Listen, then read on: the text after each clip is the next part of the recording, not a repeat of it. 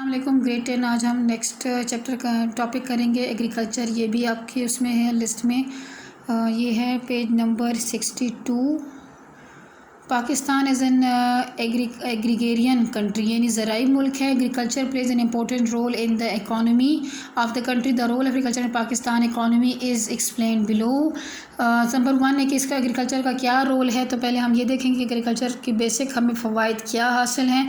तो वो है कि सोर्स ऑफ फूड है। ये Pakistan is in the list of those developing countries where the agriculture is comprehended as the basic pillar of the economy, यानी जो इकानमी के बेसिक सुतून हैं उस तरह देखा जाता है कि नहीं, हमारा जो ज़्यादातर इकानमी की बिल्डअप है वो एग्रीकल्चर की वजह से है। Man's basic need is food and which includes wheat, cotton, rice, corn, sugar cane, millet, pulses, vegetables and fruit etc. Sector of agriculture also fulfills the nutritional needs of all animals. This include the feed crops of summer and winter. Source of the national income. The agriculture sector has been the main source of the national income of the country since Pakistan was created. Due to this, the development in the agriculture sector led to an increase in the national income. This leads to the prosperity in the country. आगे availability of the raw material for industries. तो students कुछ ऐसे भी agriculture के जो raw material होते हैं वो इंडस्ट्री में यूज़ होते हैं जिससे कपड़ा बनाया जा सकता है, जैसे कि कॉटन है। The following industries in the Pakistan are developed dependent on the produce of agricultural sector. Flour mills हैं, शुगर मिल है, राइस मिल हैं, cotton, textile industry, ghee mills, soap industry, bread, juice factories and fruit products. Fourth point है employment opportunities. A large proportion of Pakistani population is directly or indirectly related to the agricultural sector. These millions of people are linked to buying and selling in green market, यानी दानों की जो market है ख़रीदी जाते हैं, गल्ला ख़रीदा जाता है, fruit and vegetable markets. The labour force of the country which is approximately 44% is dependent on agriculture. Many people involved in transportation in the agricultural sector also earn their livelihood in this manner. तो बहुत से लोग, अब students एक farmer है जो कि उगा रहा है, दूसरा मार्केट में इसको लेके जाएगा, तो मार्केट वाला जो उसको बेचेगा फर्दर तो वो उसकी कमाई का ज़रिया भी वही गंदम है या जो भी क्रॉप्स हैं। और इसके अलावा फिर जो उसको ट्रांसपोर्ट कर रहा है, तो मतलब ये है कि इट्स एग्रीकल्चर से लोग डायरेक्टली इनडायरेक्टली कितने लोग जो है ना लिंक्ड होते हैं कि कोई इसको उगाता है, फिर कोई इसको ट्रांसपोर्ट करने के लिए उससे रोज़ी कमाता है, फिर कोई इसको मार्केट में जब सेल आउट करता है तो उससे वो अपनी रोज़ी कमा रहा है। तो इसलिए कहते हैं कि एग्रीकल्चर जो है वो 44% इस पर डिपेंडेंट हैं लोग इस एग्रीकल्चर सेक्टर पे।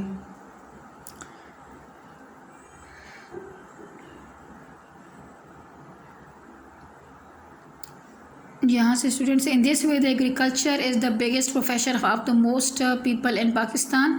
Source of foreign exchange. Agriculture sector produce products students leads to the agricultural exports. Pakistan earns a large amount of foreign exchange by exporting products like, students ये प्रोडक्ट्स है, यहाँ पे करेक्शन कर दें, like rice, cotton and industrial products dependent on them. Source of economic development. Nearly 21% of the collective national production of Pakistan is from agriculture.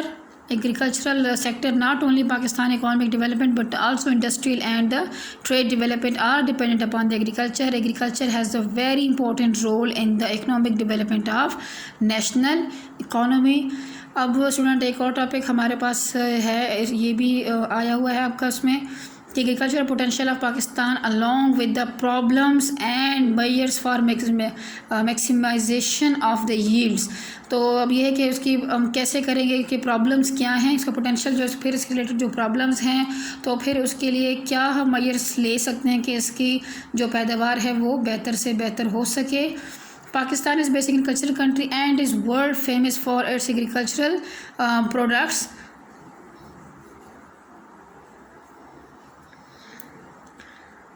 The resources of the agricultural land all over the world Pakistan very, यानी पाकिस्तान में एक जैसी ज़मीन नहीं है काश्त करने के लिए.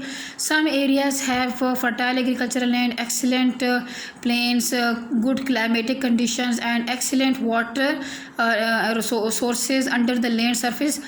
Others do not have these favorable conditions. Some areas irrigate land through canals and tube wells, while others depend upon the rainfall. Due to these factors, there is a difference in the per acre yield of different areas. Despite natural agriculture capacity, the per acre yield of the most crops in Pakistan is low. The important reason for this are listed below. The reasons for the low per acre average yield. Pakistan has not been successful in achieving agricultural self-sufficiency due to backwardness. In developed countries, farming is carried out through the modern machinery. In Pakistan, farming is done through old and traditional methods. This does not let the per acre average yield increase. तो student यहाँ पे एक reason जो बताई हुई कि इंसान अभी तक जो पाकिस्तानी ज़्यादातर हैं वो एग्रीकल्चर के जो भी तरीके हैं, यानी बिजाई से उगाने से लेकर कटाई तक, वो अभी भी पुराने दौर के तरीके इस्तेमाल करते हैं, जिससे वक्त भी बहुत लगता है और यील्ड बहुत कम होती है.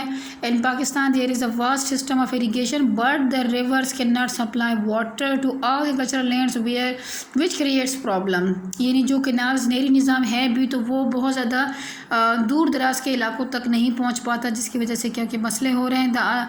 This also affect the per एकड़ yield.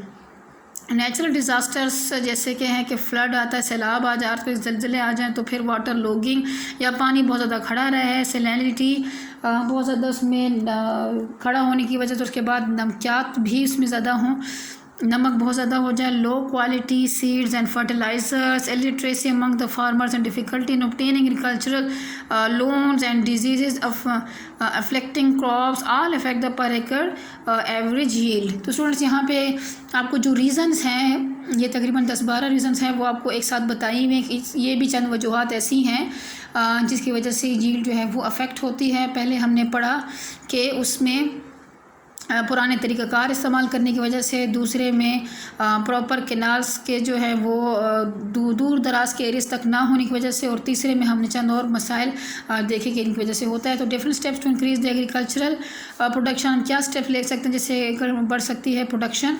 To develop the agriculture sector it is required that different agricultural tools and modern machinery should be use. जैसे स्टूडेंट्स यहाँ पे बताया गया है कि ये प्रॉब्लमेटिक है, तो इसको दूर करने के लिए मॉडर्न मशीनरी और मॉडर्न तरीके यूज़ करने पड़ेंगे on scientific basis. This will increase the national income and the country will prosper और तरक्की करेगा. Agriculture development requires the use of the good quality seeds and pesticides and excellent fertilizers along with the human effort and expertise. यानी इंसानी कोशिशों से और expert लोग अगर आए तो वो उससे ज़्यादा फ़ायदा उठा सकते हैं. द पर एकड़ yield can be increased through the improvement in the canal system and efficient and the modern methods of irrigation. And then ये स्टूडेंट इरीगेशन कहते हैं पानी देने को या आपाशी का निज़ाम को बेहतर बनाने के लिए. The increase in research in the agricultural sector will also lead to increased agricultural production. तो स्टूडेंट ये आज का टॉपिक भी हमारा ख़त्म हो गया. उम्मीद करती हूँ समझ आ गई और आप लोगों ने स्टूडेंट्स को साथ साथ याद करते रहना है. अल्लाह हाफिज़.